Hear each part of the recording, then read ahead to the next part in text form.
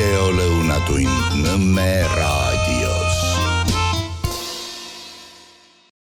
Ja tere maailm, ongi lõunatund Nõmme raadios, nagu silmaga võib näha, näpuga katsuda ei saa, aga kel kõrvad, see kuulgu.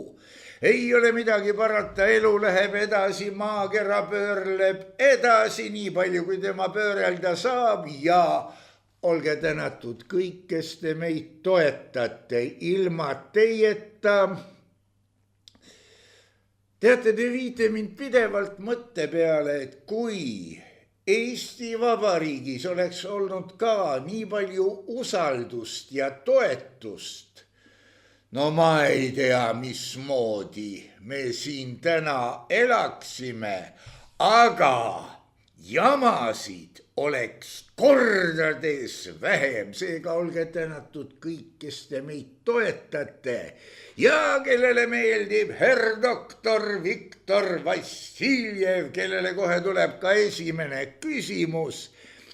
Viktor, lugesin mina eile, õigemini üleeile või veel päev varemgi pealkirja, kus professor Toomas Toomson, neuroloog, hinnatud ja tark inimene, ütles, et arstidel on nüüd probleem mitte niivõrd, mida nad kõike mäletama peavad, vaid kuidas leida üles AI tekitatud väga peened valed.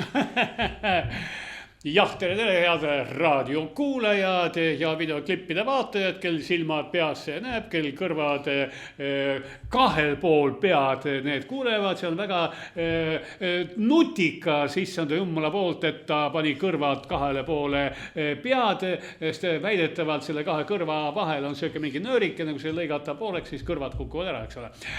Neuroloog teab. Aga mis puudutab AI-d, siis nii nagu ma ei väsi kordamast, AI ehk tehisaru on kõigest tööriist, mitte midagi muud. Nii et kirves on ka tööriist, aatompomm on samuti tööriist ja kirves võib olla ääretult ohtlik asi, kirvega võib naabrimehe maha lüüa, eks ole, võib maja ehitada, oleneb kelle käest on. Ja aatompomm, kui aatomit lõhustati esimest korda, prooviti seal kuskil laborites 1940. aastatel, siis keegi arvas, et no see on energiaallikas, keegi arvas, et see on relv. Jällegi, nii kuidas nutikas inimene välja mõtleb, nii et aga aatom ise ta ei ole, või see tuumaenergia ise, ta on tööriist, ta ei ole mitte milleski süüdi, ta käitub täpselt nii, nagu inimene seda kasutab ja AI ehk tehisaru on samuti tööriist, nii nagu inimene seda kasutab, nii ta toimibki. Ja kui tööriist, igasugusel tööriistal võib olla mingit möödalööke või mingisugused ebaõnnestumisi, ka kirvega võib mööda lüüa, eks ole, aga jällegi sa pead oskama kirvest käsitseda, sa pead ära tundma, millal see kirvelöök nagu mööda läks, mitte sinna, kus sa sihtisid ja tehisaruga samamoodi. Sul peab endal seda nutti olema natuke rohkem kui tehisarul, siis sa saad aru, kus ta mööda pani. Mis puudutab meditsiini, no siis arst ikkagi ei anna tehisarule võimalust panna inimestele diagnoose, määrata ravi ja nii edasi. Tehisaru, tal on teatud võimed ja tuleb vastavalt nendele võimedele kasutada. Tema võib mingisuguse analüüsi sulle üles lugeda, interpreteerida, võib kardiogrammi, eks ole, lugeda, aga mingisuguse järelduse teeb ikkagi õppinud inimene, mitte tehisaru. Ja siis pole vaja karta mingisuguse vigu või möödapanekuid. Samas Andres Raid on lugenud siin ette õudusjutte maalt ja merelt, kuidas tehisaru ajab jama ja tema juhendite järgimisega võib põhjustada palju halba. Ma kujutan ette, näiteks tohter võtab naksti tehisaru vastuse minu analüüsile. Soliidne härrasmees vaatab ja loeb, et mul on munasarja põletik. sest tehisaru tahab ju küsijale meeldida ja kust tohter võis teada, et eelmisel päeval tema naine midagi küsis. Jah, ei, see võib täitsa juhtuda, aga samamoodi võib mööda panna ka see aparaat, mis sul kardiogrammi teeb või röntgeniaparaat, mis teeb sul röntgenit, ka see võib näidata mingeid imelikke asju ja arst peab aru saama. Ja kui tehisaru ütleb, et munasarja põletik, no siis tohter vaadates seda, no ta näeb sinu isikukoodi, teab sinu nime, eks ole, ta teab väga hästi, et sul mingit munasarja põlega ei saagi olla, ta naerab selle peale. Nii et ei ole mingit probleemi. Arst tunneb ära, kui tehisaru mööda paneb samamoodi, nagu arst tunneb ära, kui kardiogrammi aparaat paneb mööda, kui röntgenaparaat paneb mööda, kui mingisugune ultraheli või tomograaf või mida iganes, kui paneb mööda, ikka juhtub.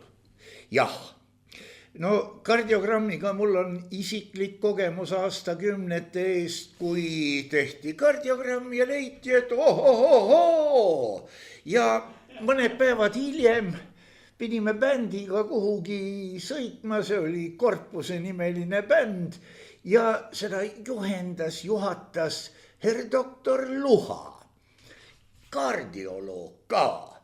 Ja kurtsin talle, et tead niimoodi naamodi, aga ja juhtumisi mul oli kuskil kotis see kardiogramm alles. Doktor võttis, vaatas, näed, siin oleks olnud katkestus, aga ta tõstis juhtmeid ümber. Siin oleks olnud katkestus, aga ta tõstis juhtmeid ümber. Ja tema luges sealt välja hoopis midagi muud kui see, kelle otsene tööülesanne oli kardiogrammi järgi öelda mulle, kas jalake teeb varsti tsapp-tsapp ja ilus hing läheb taeva poole või on veel aega. Ja seda küll, aga noh, igal inimesel on mingisugused omad arvamused asjadest ja isegi ühte sama piiblit lugedes, eks ole, üks kirikuõpetaja teeb mingi ühe järelduse, teine teeb teise järelduse ja lõpuks me kõik oleme inimesed ja kõik interpreteerime seda infot, mis meile antakse. Jumalukene, tavalised päevauudised, mis sul telekast või kuskilt tulevad, üks saab ühtepidi aru, teine saab teistpidi aru ja ei juhtu häda ei mitte midagi. Ainult, et meditsiinis muidugi tuleb olla tähelepanelik ja seal ongi asjad korraldatud ikka sedapidi, et kui mingisugune kardiogramm on kahtlane, siis tehakse teine kardiogramm, tehakse teise aparaadiga ja tehakse ka koormusega kardiogramme ja lõpuks jõutakse ikka tõeni välja. Jah, nüüd on küsimus ainult selles, et see on muidugi musta huumori moodi, aga mul on üks ravim, mida ma võtan ja mis võtab valu kurradi hästi ära. Selle professor Toomsoo soovitaski. Ja me oleme seisus, kus tarneraskused juba kuu aega, no netu. Neiukene noorukene apteegist ütleb, et vot siin on kirjas nüüd, et 27. Ma küsisin kohe otse, et aga võib-olla postuumselt. Jah, seda küll, aga vaata, me elame sellises riigis, kus paljud asjad puuduvad. Näiteks sa tahad lennata kuskile lennukiga, eks ole, otse lendu ei ole. Inimesed, kes elavad nii-öelda miks viisakas kohas, eks ole, Londonis või Pariisis või Madridis, nendel on otse lennud igale poole, olgu ta Ameerika, Austraalia või mida iganes, nendel on otse lennud. Meie peame ikka lendama Frankfurdi kaudu või Helsingi või Kopenhaageni kaudu ja kell 5 hommikul peame siit välja lendama, sellepärast me elame sellisel maal ja sellises punktis. Ja mis puudutab ravimite sisse ostmist, siis see ravimifirma või ravimitehas, mis neid valmistab ja mis saadab Inglismaale, Prantsusmaale, Austraaliasse, peab Eestisse ka saatma või? Okei, kunagi jõuab järjekord ka Eesti kätte, aga Eesti turg on niivõrd väike ja ravimifirma jaoks absoluutselt mõttetu rahaliselt, et sinna saadetakse tõesti siis, kui juba kõik teised vajadused on rahuldatud ja kui jääb üle, okei, no läheb ka Eestisse, aga kui üle ei jää, tühjast Eestist. Kus see Eesti on? No Nigeeria kõrval kõik teavad. See pisike sõjakas riik, no saatke neile 2 karpi. Jah, ja umbes nii see ongi. Aga tõsi on see, et kui võrrelda Eesti apteeke ja Soome apteeke, siis Soome apteekides on ravimite nimetusi müügil 6 korda rohkem kui Eestis. No rahvaarv nii palju suurem vast ei ole, aga ma usun, et Soomes jätkub igale midagi. Jaa, ma räägin praegu mitte kogustest, vaid nimetustest. Nimetustest. Nii ta on ja näiteks Eesti meditsiin, no meil ei tehta kõiki operatsioone, mida maailmas tehakse, meil ei ole kõiki ravimeetodid, mida mujal kasutatakse, aga ei saa lihtsalt sel lihtsalt põhjusel, et Eesti on väga väike südame siirdamist, no kes hakkab siin tegema, meil pole mõtet seda südame siirdamise brigaadi ülal pidama, kui nad teevad võib-olla 4 operatsiooni aastas, nad lihtsalt kaotavad kvalifikatsiooni, ei ole mõtet. Just, see on kõige tähtsam, et meil on kuradi hea kardiokirurgide brigaad ja nad üle-eelmisel aastal isegi opereerisid. No kui niimoodi juhtus, et üle-eelmisel aastal opereerisid, need pole enam kellegi kardiokirurgid. Selle peale tahaks küsida, kas sina lubaksid end opereerima inimesed, kes 2 aastat pole seda teinud? Vaata, kui ma alles õppisin ülikoolis, siis oli siuke nagu kõnekäend või tõde või mida iganes, aga öeldi niimoodi, et pimesoolikat lõikama ära mingil juhul mine professori juurde. Tema pole seda operatsiooni 20 aastat teinud. Jah, täiesti veenev, ta võib olla sinu hea sõber, tuttav ja nii edasi. Oota, kus kohas see oli? Kas see oli seotud Murphy seadus see ei olnud. See võis olla ka viisakuse teemaline näide, kas Parkinsonist või Peterist või kuskilt seal. Sealt kandist ta võis olla jah, aga kui näiteks keegi ütleb, et oi doktor, see on nii hea doktor, las opereerib mul maahaavandi välja, eks ole, ma ei oska. No jah, sa võid ju noa kõhtu lüüa, aga edasi. No jah, kuna ma olen ikkagi tark inimene ja ma ei tee seda, mis on üle võimete, siis ma ei hakka kellelegi nuga kõhtu lööma. Ma ei oska seda nuga õieti käeski hoida. Väga õige. Aga tuleks nüüd maa peale tagasi. Me oleme siin vanainimeselikult rääkinud haigustest ja hädadest, mis kõik võivad meid tabada. No siin muidugi sobiks veel lõdvestuseks üks näitekene, kus vanamees ütles lapsele, et kui ma väga viletsaks jään, ära mind vanadekodusse pane. Laps vastas, tead, mina ei tahtnud lasteaeda ka minna. Vot elu sihuke. Kuule, ei ole mõtet selle üle arutada, kui sa oled veel nii kõbus ja liikumisvõimeline ja suudad ise poes käia ja poes olles sul isegi tuleb meelde, miks sa sinna läksid, eks ole. Kus sa oled? Ja siis ära mõtle vanade kodu peale, sest et vanade kodu küsimus, see tekib siis, kui sinust ei ole enam otsustajat ja vanade kodusse küll sind ära saadetakse sellises olukorras, kui kodus ei ole tehniliselt võimalik enam sind hooldada, sest ikkagi suur inimene voodis pikali, kui tal on need tõused, tal on pampersid, tal on lamatised, tal on igasugu muud värgid, eks ole, ja teda ei ole võimalik kodus, ei keerata, ei pesta, no kes sellega hakkab tegelema, eks ole, hooldekodus on see tehniliselt võimalik, see on ära korraldatud, see on vastavad riistad, personal, nii edasi ja viieksegi hooldekodus, ei ole midagi parata. Aga ükski hooldekodus viibimine õnneks ei ole mitte lõputu, ei ole mitte igavene. Jah, kord iga pidu saab otsa, kui musta huumoriga öelda. Räägiksime nüüd natukene meie igapäevaelust, mis toimub meie ümber, mida me näeme siin, mida me kuuleme seal, kas nähtu ja kuuldu ikka sobivad kokku ja mida me teeme meie uue potentsiaalse presidentinnaga, kas kiidame või kirume. Meenub muide, et kunagi, kui Lennart Meri sai presidendiks, oli kõva kisa meedias, millest üks valiti, teine määrati ja nüüd kolmas, antud juhul Mart Laar, imestab, miks see, kes määrati, ei kuula tema sõna ja ei pane õigeid ministreid pukki. Ega president muuseas ei pane mingeid õigeid ministreid pukki,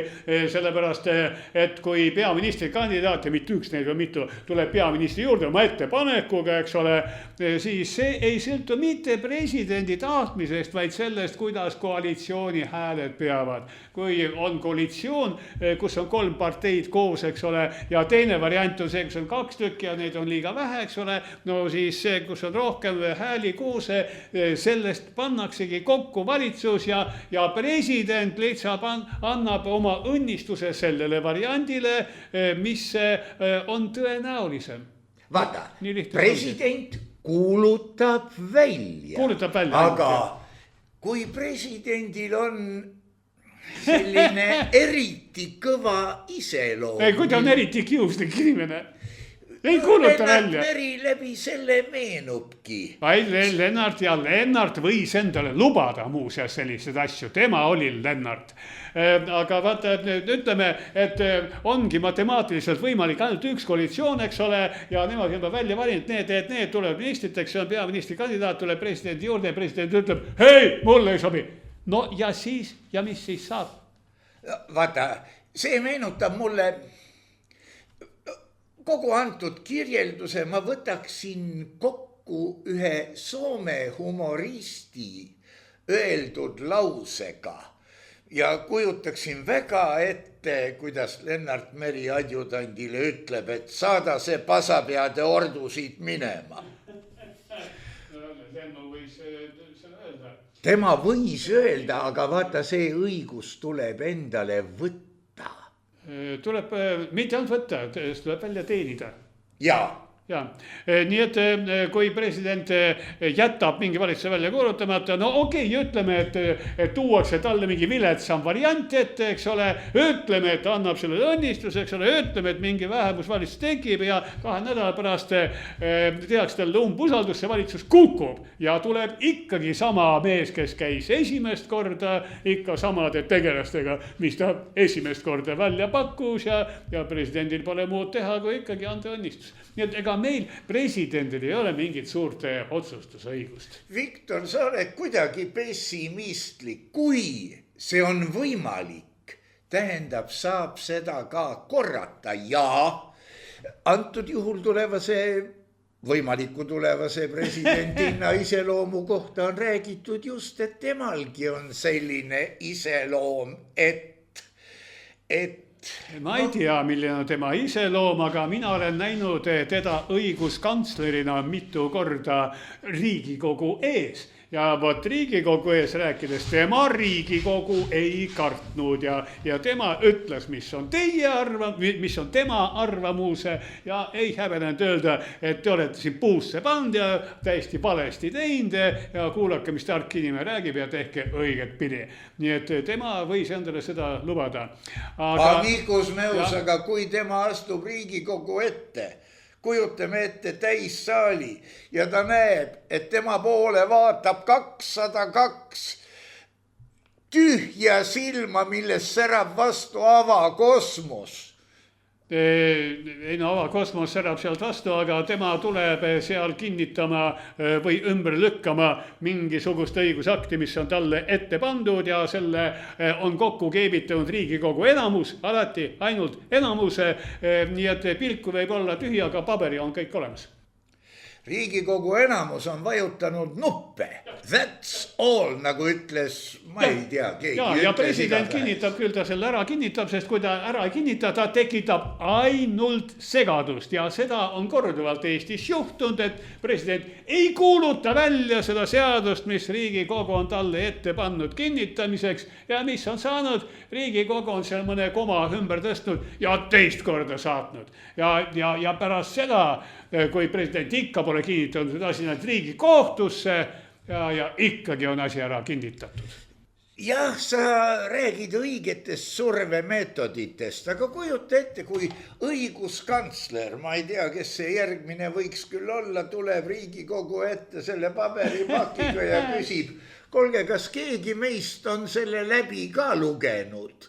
Ei ole tähtis, peaasi, et hääletatakse läbi. Vaat sellega on niimoodi, et õiguskantsler võib tulla Riigikogu ette ja öelda, et selle rumala otsusega te rikute seda ja seda seadust, eks ole. Ja mille peale Riigikogu liikmed ütlevad, aga Riigikogu on seadusandja, meie otsus on seadusest üle. Ja see on paha seadus ja me ei täida seda seadust ja ongi kõik. Vaata. Jah. Meie saadame selle enda tehtud seaduse prügikasti, sest meie oleme sellest üle, muide, mis sinna kirjutatud oli? Teate, ma olen korduvalt näinud Riigikogu otsuseid, mis on seaduse vastased, eks ole, ja ongi vastu võetud ja seadusega nad ei klapi ja kui liiga palju kraaksutakse, siis poole aasta pärast nad lihtsalt muudavad seaduse ümber. Seda nad kuradid teevad. Jah. Aga selleks ongi seadusandlik kogu. Muuseas, ega seadused, ega see ei ole püha kiri, et ta on kuskilt taevast nüüd Moosese kaela visatud, eks ole, igavesti kehtib. Ei, seadus ongi see on reeglite kogumik, mis peab vastama elule. Elu peab vastama seadustele, seadused peavad vastama elule. Kui elu muutub ja seadused jäävad jalgu, siis seadusi tuleb muuta. Mis kuradi elu see on? Mis kuradi seadus see on? No vaata, siin on mul jälle üks näide. Iidamast Aadamast ammu, see sobib hetkel väga meie olukorraga, kus nagu Võrgupõhja Jürka või Tõde ja õigus on Lõuna-Eesti täis kraavi kaevamist ja muud möllu ja miljonid. Vaata, kraavi on ju väga raske asja matta. Ma saan aru, kui nad ajavad kraavi kinni, et sinna 10 miljonit matta. Aga nad kaevavad lahti ja netumiljonit. Ei seda küll, aga sa kaevad lahti ja vaata seda kraavi ühtepidi või teistpidi, et pigista üks silm kinni või teine, aga miljonit sealt enam ei näe, seal voolab mingi räpane vesi kraavi põhjas. No jumal sedagi, aga lugu selles, et vaata see kriisiolukord ja meil on raske ja paha ja meie peame Venemaale kohe ülehomseks peksa andma, nii et ja ikkagi keegi ei taha öelda, et Venemaa on Euroopa mandri suurim riik. Seda nagu ei panda tähele, aga hea küll. Kunagi oli meil munitsipaalreservist mitmel pool juttu. See pidi tagama inimeste ellujäämise kriisiolukorras. Raik Saart oli üks, no kui ma ütlen, 4 või 3, kes üldse vastas mu järelpärimistele, saatsin kõikidele kohalikele omavalitsustele. Ja Raik Saart kirjutas, et ei, Tallinna linn on ostnud teiseste tööde tegemiseks vahendeid, see on mingisugused labidad ja laivakotid ja paar kaarhalli. Midagigi oli tehtud. Urmas Tamm Virumaalt, kunagine kursakaaslane muusikakoolist, kirjutas ja küsis, kuule, meil ei ole midagi tehtud, ütlen ausalt, mis teistel on? Vastasin talle ausalt, teistel pole ka mitte midagi tehtud.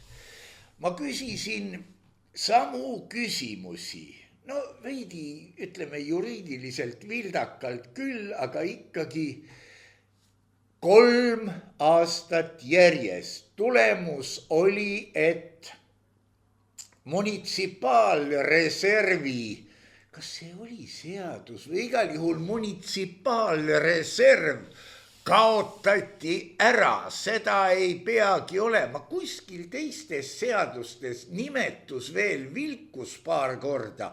Kes tahab kogu seda kamarajura lugeda või kuulata, ma nüüd ei mäleta, kas see on, no kuna ma ta avalikult esitasin, siis võib ta olla Meediapangas täiesti kuulatav. See on niisugune kamarajura, et noh, nagu mu kadunud vanaisa armastas öelda, see paneb kõrvad virtsa vett jooksma ja võimalik, et dokumentatsioon on mul ka seal kirjalikult esitatud, sellepärast kutsuti isegi Pagari tänavale ja käisin ja siis ütlesin, et ega meil vestelda pole midagi, näed, siin on kogu salvestus sellest asjast ja dokumendid ka ja härrasmees oli väga tänulik, et probleem lahendatud.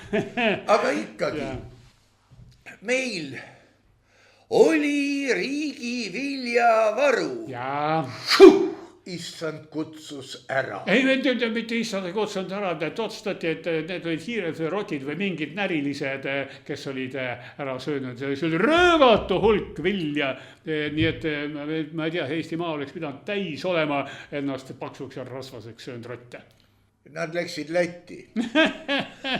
Ja seda küll, aga ei, meil on mingid varud on olemas, et väga võimalik, et nad, ma ei ole asja jälginud, ma ei tea, väga võimalik, et nad ei ole munitsipaalreservi nimetuse all, vaid on mingi teise nimetuse all, aga teatud asjad, mis on varuks olemas, need on olemas.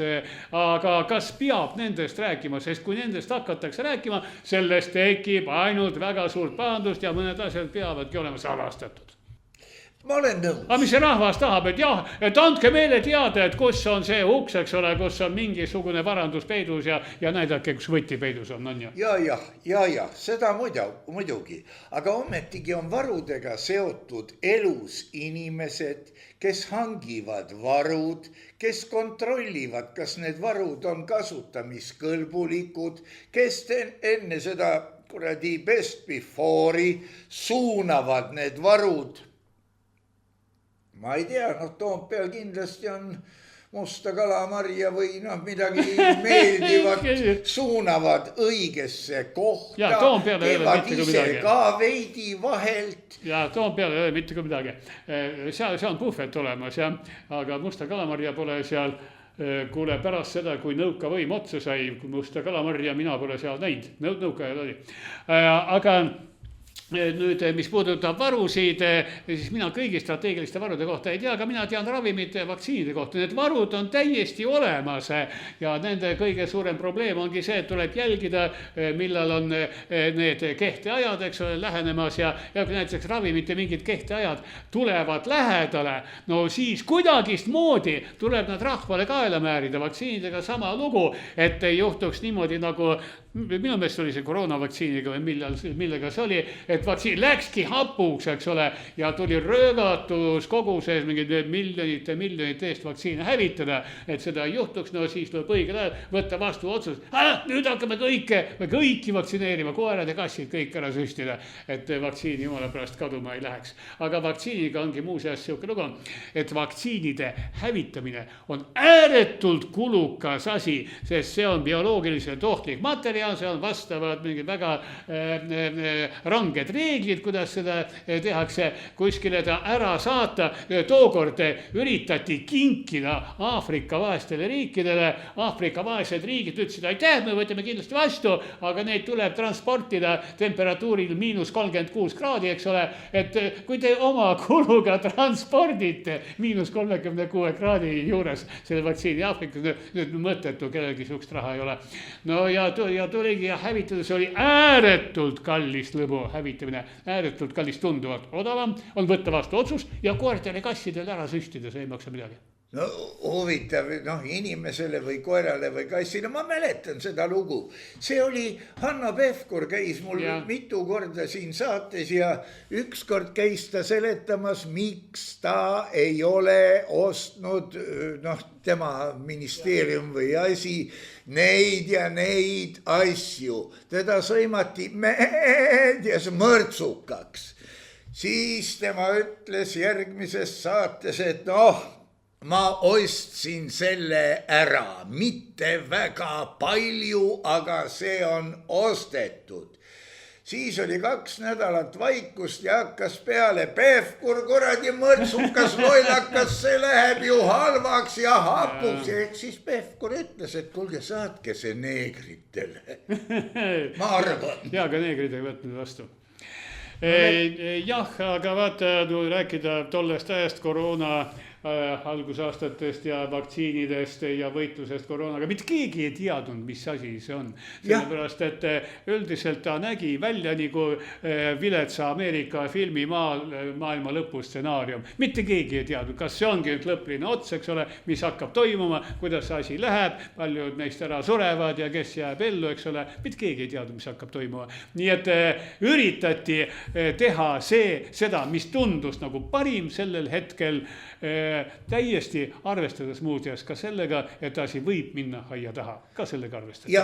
Sest tegelikult asjaga tegeles mitte Pevkur, vaid asjadega tegelesid õppinud epidemioloogid, inimesed, kes olid omal ajal õppinud mitte ainult seda, kuidas arenevad ja liikuvad epideemiad, mitte seda, kuidas tekivad uued viirused ja kuidas nad arenevad, vaid need inimesed olid õppinud ka bioloogilist sõda, kuidas seda korraldatakse ääretult targad inimesed ja nemad võtsid vastu otsused oma parima teadmise kohaselt.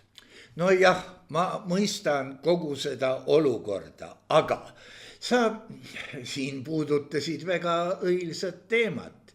Kas sa oled tähele pannud, Amicus Meus, et Hollywoodi filmid 10-15 aastat varem juba hakkavad näitama, kes on terrorist, araablane on terrorist. Kaksiktornid lastakse õhku, epideemia tuleb ja nii edasi. Ja siin tuleb juba meelde isake Lenin, et kinokunst on ikka väga tähtis. Sest kui inimene on oma silmaga näinud, tal lollakas ju usub. Ja aga vaata, Hollywoodist ei ole mõtet Nostradamust otsida, sellepärast, et kaksiktorn on olemas, täiesti ilmselge, et küllap keegi kunagi sinna mingi lennuki saadab ja kui on olemas mingi varadus, see pandakse pihta, eks ole, ja kui on kahel riigil on armeed olemas, no kunagi peavad nad kokku minema ja selles pole mitte midagi mõistatuslikku, kõik on absoluutselt arusaadav. Jaa, konflikt, see on nagu on, aga sa ütlesid praegu väga ilusti, kaksiktorn on olemas, keegi kunagi ikka lennuki sisse saadab. Kui ma vaatan, meil ehitatakse pilvelõhkujaid ja ma kujutan ette, et omanikud vaikselt niimoodi meile ka lennuk. Kuule, aga mis toimub praegu droonisõjas, nii droonidega, mida ukrainlased Venemaale saadavad, kui ka droonidega, mida venelased Ukrainasse saadavad, et praegusel ajajärgul aeglaste droonide jaoks on kõige ohutum kõrgus 70 meetrit, sealt ei saa radarid neid kätte, 70 meetri kõrguselt nad lendavadki ja droonioperaator lihtsalt ei tea seda, et kurat kuskil tee peal, järsku, mingi maja on ees, mingi 30-korruseline. Ja aga on ees ei ole midagi parata, 70 meetrit. No nii on. Muide, kui vaadata natuke laiemat pilti ja siukese vandenõu teoreetilise jõlliga, siis minu meelest kujundatakse praegu Ukraina ja Vene teineteise droonimisega uusi kaubanduskanaleid. Jaa, absoluutselt. Kui me näeme, kuidas ukrainlased pommitavad Venemaa neid marketplace või tähendab, kuidas neid, ma ei tea, viisakalt nimetada, kauplemisvõrgustikke. Üks on Svalberist, teine on Soon. Täpselt sama teevad venelased Ukraina samasugust struktuuridega, nad meile sellest ei räägita. Nii et sõda käibki natuke teisel kombel, mitte tanki vastu muuseas tankidest üldse enam ei räägita, sest tankisõda, see on mingisugune 80 aastat tagune asi, siis sõdised tankid. Aga efektne, suur, müriseb, igavene sarv on keset otsa esist ja aga seda tuleb filmida ja kinos näidata, peab olema operaator, kes siis tanki ees seisab ja kellest tank üle sõidab. Muuseas, sellist operaatorid on ja väga julged inimesed ja kuna mina, ma ei tea, ärge kellelegi rääkige, eks ole, aga mina vaatan nii ühe kui teise poole uudiseid, nii ukrainaste, sakslaste, eestlaste uudiseid kui ka venelaste uudiseid ma vaatan ja ma näen, et professionaalsete erinevate operaatorite kaadrid on ühed ja samad. Ja kui ikka inimene on oma eluga riskinud ja professionaalse töö teinud, siis ta müübki need kaadrid nii ühe poole uudistele kui ka teise poole uudistele. Ja vastavas uudisekontoris siis mõeldakse sellele kaadrile uudis välja. Et jah, et venelased on seal peksnud ukrainlased, et jah, ukrainlased on ründanud venelasi ja need maatasa teinud. Tank on ikkagi üks ja sama. No ega mis siin pattu salata, ma ka natuke tönkan vene keelt ja saan aru klippides. Muide, saan aru ka, kui hakatakse seda venelaselikku propagandat ja jama ajama. Aga mingid killud on ikka nii nagu Hollywoodi filmis. Sitt film tasub ära vaadata sellepärast, et seal on üks 15-sekundiline lõik, kus räägitakse tõepoolest tarku asju. Ja seda küll, aga Hollywoodi film, kui on tegemist mingi märuliga, eks ole, siis ta lõpeb alati sellega, et tuleb mitte keegi kui Chuck Norris ja päästab ära kogu maailma.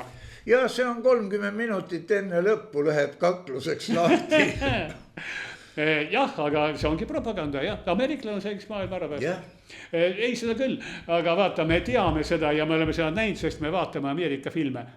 Kui te oleksite Hiina filme vaatanud, seal on Chuck Norris mingisugune üsna hädine mafioosa, eks ole, kes lüüakse Hiina kangelase poolt lihtlabaselt mättasse.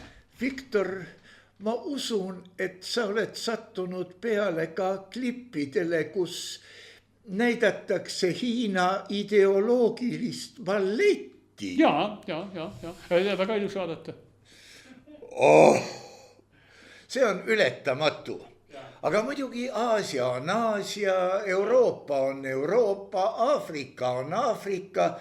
Ja kui me sellest üritame teha kokteili, siis ei tule sellest küll mitte midagi välja. Aga Aasial on oma traditsioonid ja kui seal tehakse propagandat, no siis ta ongi väga räige propaganda, kaugelt näha, et propaganda ja ballett on ka ikka siuke, kus need punaste lippude, kus see täht peal hüpatakse ikka.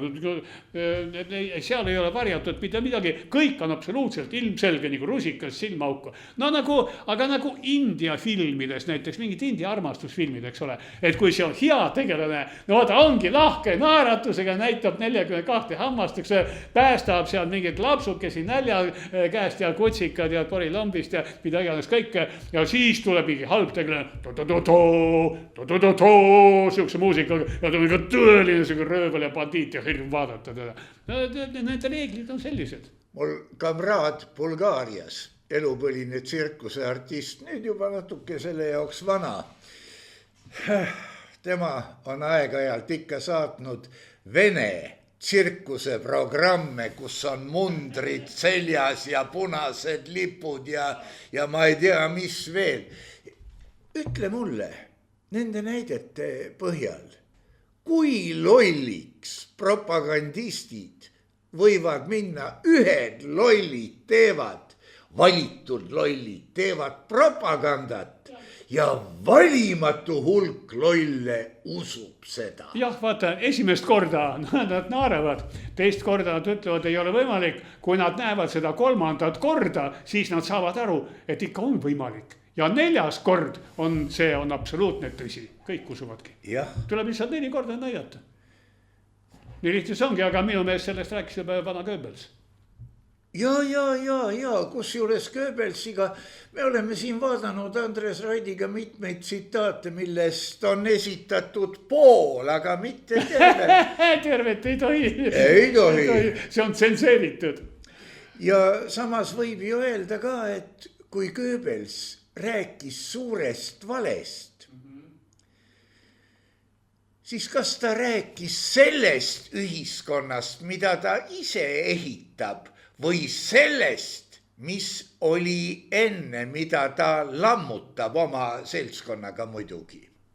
Kindlasti rääkis ta sellest, mida ta lammutas, absoluutselt. Sest uuest korrast Neue Ordnung ja uuest maailmast rääkis ta mingit hoopis teisi asju.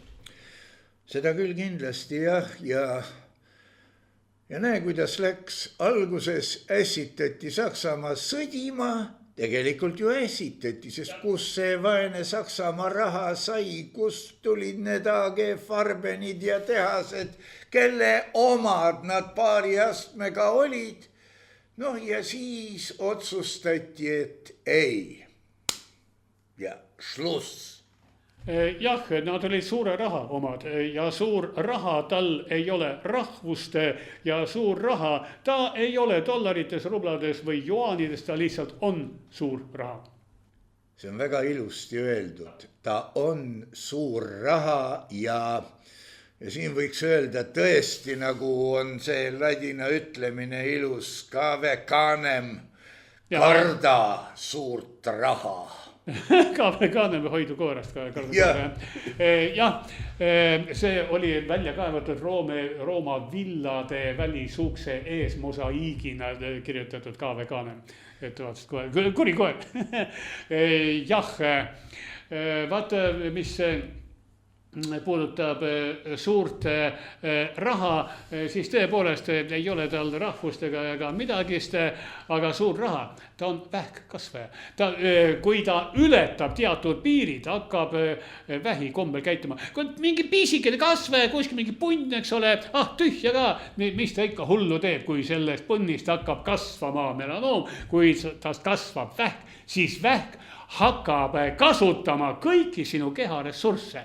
Sa võid hästi palju süüa seal kõik see paremaid asju, vähk sööb kõik selle sinu seest ära ja ta paljuneb kontrollimatult, täpselt sama teeb see raha, ta sööb riikide majandust, ta sööb inimesi, ta sööb ressursse, mida iganes, aga siin tuleb meelde tuletada, mis on vähi kurb saatus. Ta sööbki oma nii-öelda peremees organismi ära ja mis siis vähis saab, surebki välja, sureb ära koos selle organismiga.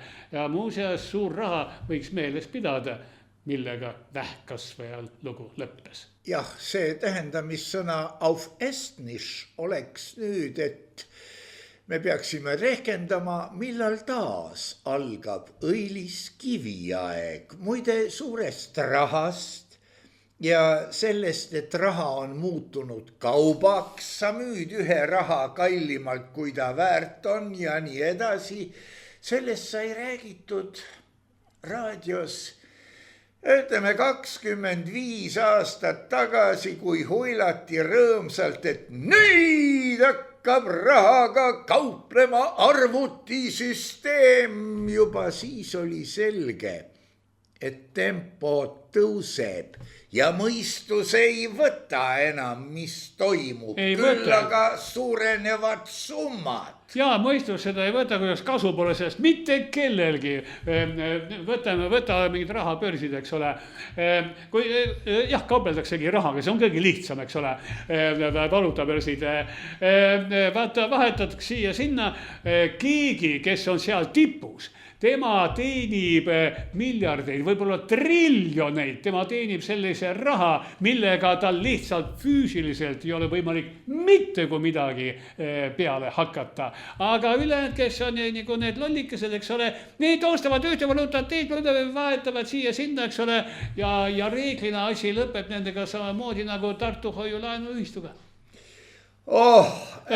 Mis tähendab seda, et ka see, kes sai nagu rikkaks, eks ole, kuskil tõmbas uttu mingite seal värkidega, aga kõik ülejäänud on lihtsalt kõigest ilma. No see on ka muidugi selle hiigelbörsi triljoneid teeniv jeekim, kuhu tal on põgeneda või pean ma mõtlema nüüd Elon Muski peale, et see teeb Marsile kolooniat sihukeste jaoks. Ta võib isegi üritada, ega ma ei tea, mis õnne tal sellest on, aga tema käest on sihuke raha, et seda vahetada $1000, seda ei anna isegi ahjus ära põletada. Ei anna. No sellest võib osta, ma usun, tema võib osta 1000 suurt lennukit, eks ole. Mis ta teeb nendega? Vaata, selle pilootprojekt tähendamissõnana, väidavad muidugi, et ajalooline tõde, aga tead, see ajalooline tõde, see on ka niisugune paras puge ja lipitseja. sultan ja tema 1000 naist. Esiteks, kui sultan peab korralikult toituma ja 8 tundi ööpäevas magama, jääb tal, oh jummal, tal ei jäägi ju naiste peale aega. Ei no ilma puhkepäevadeta, eks ole, no 3 naist päevas keskelt läbi peaks nagu üle käima, jah. Taltu metsaline, kui naised kõik otsustavad küpsetada pisikesi 5-grammiseid pelmeenikesi ja ta peab kõikide naiste pelmeenidest 1 ära sööma, et naisele meeldida, see on 5 kilo taina tooteid. Ja moslemite reeglite kohaselt ta peab käitlema kõiki naisi ühesuguselt, ta peab kõikidesse suhtuma ühteviisi ja kõigile jagama ühteviisi oma armastust ja oma rikkust ja oma jõukust ja oma head meelt ja mida iganes kõiki. Kõiki peab kohtlema võrdselt. Aga paraku on see võimalik ühel ainsal juhul, kui sultan võtab armukese ja jätab selle haaremi sinna paika. Jätab kõik ühteviisi ilma. Ma ei kujuta ette, millise hagi 1000 naist šariaadi kohtule esitama. Ja naised naisteks, aga mis Allah pärast teis ilmas temaga teeb selle eest, seda teab ainult Allah ise. Eile ma nägin klipikest, kus oli üks vanamees, kellel oli 82 last ja 17 naist. See, enne seda ma olin just saates rääkinud, et 4. klassi õpilastele esitati küsimustik ja seal oli ka, et kas kui välismaalt tahab tulla siia elama üks inimene, araablane ilmselt siis või mul ei ole araablaste vastu mitte midagi. Mul on mitu head sõpra seal, ma usaldan neid.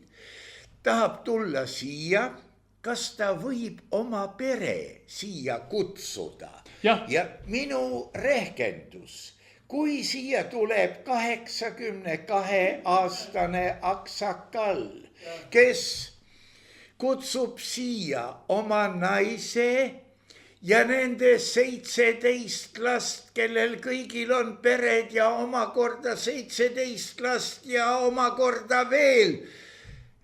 Mida peab see 4. klassi juntsu tegema? Tal ei tule nii võigast mõtet ju pähegi. No kõigepealt rahustuseks, et see 80-aastane, tema võib siia kaasa võtta ainult 1 oma naistest. Kui tal on neid 3 tükki, siis see on juristidega konsulteeritud, Riigikogus on seda arutatud. Ta peab vastu võtma otsuse, et kes on tema lemmiknaine, selle ta võtab kaasa. Ülejäänud 2 naist jäävad sinna, kus nad on. No see on siitpoolt, vaadates ideaali unistus, aga tema jaoks on see vastu võetamatu. See tähendab, et see võib päädida poliitilise konfliktiga. Religioosse konfliktiga. No religioosne ja poliitiline. Aga okei, see on hoopis teine probleem. Ja. Aga probleem on selles, et inimene, kes elab selles maakera osas, kus sündimuskordaja on 2 korda kõrgem kui Eesti oma, ja on kohti, kus on 2 korda kõrgem. Meil on 1,36, aga Palestiinas on 2,7. Ja kui ta tuleb siis, ma ei tea, mitme lapsega, mitmekümne lapsega, eks ole, kes oma korda parinud. Aga oot, ärgake üles rahvas, see ju toimubki praegu. Et kui me Eestis jalutame ringi, eks ole, ja lähme kuskile mingisse suurde poodi, eks ole, kus rahvas ostukorvidega jalutab, kui me näeme veidi enam päevitunud inimest, eks ole, ütleme mingit moorlaste ja tema naine ja riburada pidi 5 lapsukest, üks on veel vankris, üks on selgas ja korv on täis laotud, sest kodus ootavad veel, eks ole. Nad paljunevad väga ilusti, kui me läheme Stroomi randa, millegipärast suvel, nad on seal Stroomi rannas, see on puhas füsioloogia, sest nad on tulnud sealt, kus päike paistab kogu aeg ja nad peavad saama oma päikese koguse, oma päiksevalguse normi peavad täis saama, nad käivadki pead päevitamas, kuigi nad on tumeda nahavärviga. See on füsioloogia. Aga eriti nähtav on see probleem lasteaias, kui on laste noorem rühm, kus on seal pooleteise aastased, siis on selles rühmas juba 1/3 pisikesi moorlasi. Sest 2 tükki tulevad sisse, suuri, eks ole, ja 15 tükki on järel.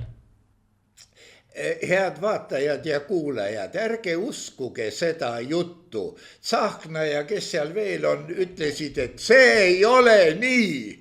Ja ei, ärge uskuge, aga pange oma lapse lasteaeda ja vaadake, mis seal toimub. Ja siin doktor Viktor Vassiljev just enne saate algust ütles, mis seal siis juhtub. Aga pole parata, kui tead, ma ei saa aru. Kas need tumedamad kujud, kui nad natukene kasvavad, lähevad ka Ukraina eest, terve Eestist Ukraina eest sõdima Venemaaga või? Kuule, aga palju on eestlasi läinud Ukraina eest sõdima Venemaaga? Ei, nad ei pea minema. Aga vaata, asi on selles, et kuna nad on pisikesed lapsukesed, aastased, 1,5-aastased ja Eesti lasteaias, nad räägivadki juba eesti keelt muuseas. Ja nemad siis laulavad, tantsivad 2 sammu sissepoole, 2 sammu väljapoole, see on ju Eesti kultuur. Nad kasvavad Eesti kultuuriruumis, nad saavad Eesti koolis eestikeelse hariduse ja kes nendest siis saavad murjanitest? Eestlased. Viktor, nüüd ma ütlen kurioosumi. Kurat, venestama kipuvad. Jah, aga no ma ei tea, aga võib-olla selles pole ka midagi hullu, sest ikkagi see rahvas, kes siin sinatse Eestimaa pinna peal elab, on ju ajalooõpiku kohaselt, ma ei tea, kas 5000 või 10 000 aastat tagasi tulnud kus kohast? Uuralist. Sisserändajad. Jaa, võib-olla. Eks ajalugu on dünaamiliselt muutuv teadus ja rahvad rändavad, ei ole midagi pärata, kogu aeg on rändanud. Tempora mutantur, et nos mutavori nildis ja muutame natuke tumedamataks. Noh ja edasi.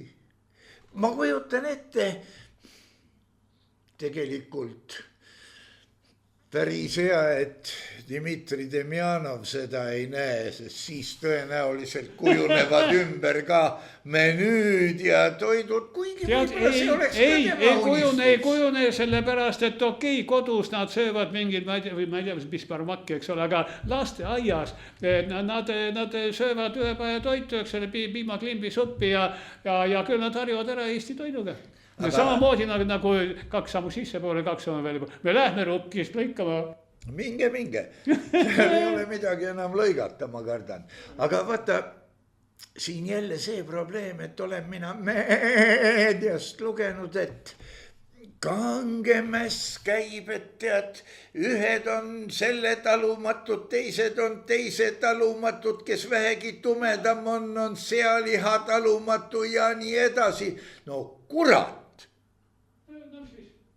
No mis siis? Põllumees läheb hulluks.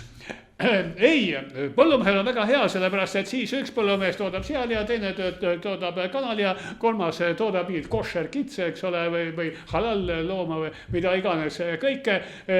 Ja siis ongi sortiment nii-öelda suurem ja seda teenib hästi, sellepärast, et need inimesed, kellel on mingid erilised vajadused, siis mitte täisväärtusliku toidu eest, nad maksavad rohkem kui keegi lihtne inimene lihtsa talupoja toidu eest. Jälle money talks, bullshit walks. Vaata, kõige kallimad toidud on vegan toidud, sellepärast need, kes on tõsiusklikud täis veganid, eks ole, no nemad käivad spetspoes, kus on mingi spetsasjad, eks ole, spetsvärgid, toiduained, mis sisaldavad doseeritult kõiki vajalikke aminohappeid ja vitamiine, mida iganes kõike, päris kallid asjad, et hind on ikka kirves ja nemad ikka täies usus söövad seda, uskudes, et see kõik on kunagi oli Pikkeris siukene, pilapildikene seapraad lambalihast. Miks mitte, aga praegu tehakse ka mingisugust vorsti, kus pole liha sees, eks ole. Jaa, vaata, minu naine ostab mulle viinereid, kus on 80% liha sees ja neid annab otsida. Teised viinerid, seal pole lihtsalt märgitud, palju seal liha sees on. Ja tekibki küsimus, aga mis seal sees ikkagi on? No lõppude lõpuks valgud proteiinid, mida see vaene inimene tahab. Jah, nii võiks süüa tõukusid ja tarakane prussakaid ja mida iganes kõike, sest mingisugune putukas, eks ole, see on tegelikult väga toitev proteiini kokteil. Putukas on ju täis pumbatud mingisugune proteiini kontsentraati, see on väga toitev. Vaatasin mina mitmes poes, inspiratsiooni sain oma Stamm-Selverist. Nii pikk vorstijurakas, vist Võrumaa päritolu, 69 senti. Tead, meenutasin mina ütlemist, et kuni inimesel on uudishimu, seni ei ole ta vana. Võib-olla see tõukas ka ja ma ostsin selle ära, lugesin koostist ja kõike ja leidsin, et ei ole tal sital häda midagi. No tõsi, ta oli tehtud nii ratsionaalselt, isegi sool ja pipar oli välja jäetud, aga minu meelest, ma ei taha siin viidata, et mul ju ka Nõukogude armee läbitud ja Sovetska ja Zakalka ja kõik, minu meelest ei ole seal häda midagi.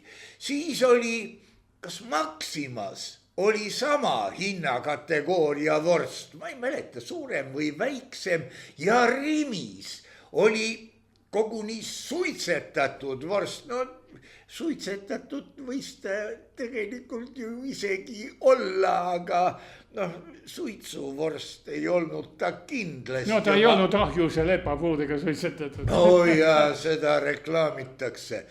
Aga võt nüüd tekib küsimus, kas meil on tendents sinnapoole, et tekivadki odavad lihatooted, no kui sa loed, mis seal sees on.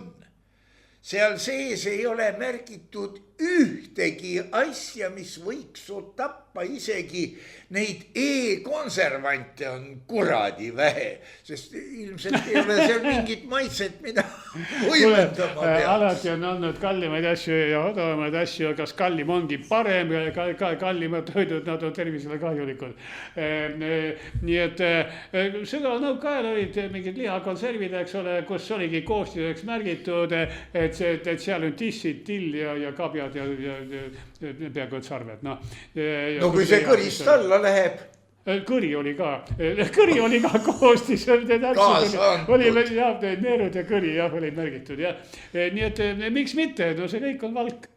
Nõukaajal selle asja nimi oligi vist tavaline vorst, seda ei võtnud omaks. Need olid konservid, ja midagi turistiheine taolist. Tänapäeval ka müüakse turistiheine. Muuseas kõige rahvas. Kahjuks mul ei ole selle eest makstud, järelikult see ei ole reklaam, mis ma nüüd ütlen. Kõige puhtam liha, need on kassikonservid. Need on absoluutselt kvaliteetsed, sellepärast, kurat, kass ja koer, need maksavad ikka röögatud raha. Vanaema ei maksa tühjagi, sureb ära, eks ole, mis seal ikka. Aga kass või koer, need on ikka väga kallid loomad, nad peavad hästi süüa saama ja kassi konservid on kõige kvaliteetsemad lihakonservid. Ainuke lugu, et kassil ei tohi soola anda, nii et nad on ilma soolata. Näeb otsaga soola juurde, väga head konservid. no aga kunagi kallid, et pisike doos kassikonservi tunduvalt kallim kui inimese suur konservidoos. kunagi sai Nõmme turult hobuseliha ostetud, no ma saan aru, et mingid eetilised, esteetilised tõekspidamised, aga no aga Eestimaa hobusekasvandused, eks ole, no ma ei tea, kas see on keelatud teema või, aga suur osa neid hobuseid lähebki Prantsusmaale, Itaaliasse, Hispaaniasse ja lihaks. ja Nõukogude armees tulid suured konservid hobuselihast ja seal oli vist isegi viide, et Eestist on viidud neid sinna Prantsusmaale ja siis toodud Nõukogude armeele tagasi. No tatarlased sõid, meie sõime. Väga võimalik, aga korralik Hispaania salamivorst, eks ole, siuke kuivatud, eks ole, nagu selline hallituse moodi värk peal, eks ole. Seal kas 25 või 30% retseptuuri kohaselt ongi hobuseliha, muidu see vorst ei tule õige. Vaata, Hispaanias tehakse vorste, minu meelest neil on kas nüüd kultus või vorsti ja lihatoote religioon, kuidas neid teha. Aga meil siin kunagi aastakümnete eest puutusin kokku ka vorstivabrikutega, reklaami küsimuses. Ja mis ma avastasin? Võtad lihatüki. Kui sa tahad teha nagu selles vorstivabrikus, paned sa selle firma maitseaineid hästi palju peale. Kui tahad nagu nendel, paned sa nende tarvitatavaid maitseaineid hästi palju peale ja sa ju sööd tegelikult maitseaineid, mitte liha. Ei, sa konsumeerid, tähendab ja omastad ikkagi lihaga maitseained, need annavad selle lihale maitset. No koos ükkusele ilma maitseainete liha sööd, kuigi hunt sööb eluaeg. Ja muuseas hundile ei teki üldse sihukest mõtet, et jänkule nagu paneks natuke soola saba peale. Tegelikult meie aladel saab väga hästi hakkama, kui sa võtad toore lihatüki, praed ise, paned ainult soola, äärmisel juhul ka pipart. No võib-olla midagi, mis aias kasvab ka peale ja prima. Tilli, supinokusid. Vaata, asi on selles, et tavalised toiduained, olgu nad kardulad või olgu see kana või liha, mis iganes, tavalised looduslikud toiduained sisaldavad keedusoola, naatrium, CH, täpselt nii palju, kui inimesel vaja on. Nii et toitu ei pea üldse soolama, aga me oleme nagu harjunud sellega, et parem suutäis soolast, kui maadles magedat ja inimene panebki soola juurde. Ära sa ütle, heeringas on igal pool magus. Aga ma vaatan, et on ikka räägitud ka juba. Ja, on ikka räägitud ja inimesed nüüd hakake mõtlema muuseas, milleks me siin juttu rääkisime. Milleks ja millest. Ja esitage küsimusi, kui on mida küsida.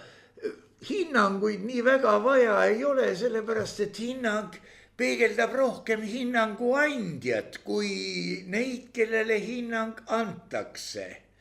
Aga aitäh, herr doktor Viktor Vassiljev, olge tänatud kõik, kes te toetate meie niivõrd kuivõrd õpetlikke, asjalikke, tähelepanu suunavaid, võite neid märke ka laduda, kuigi need ei ole kõige olulisemad. Aitäh, toetajad, ilma teieta. Te ei oleks võib-olla kuulnudki, et 69-sendine nii pikk vorst olemas on vist 800 grammi koguni. Aitäh teile ja meie püha sõda läheb edasi. Ja olge palun terved.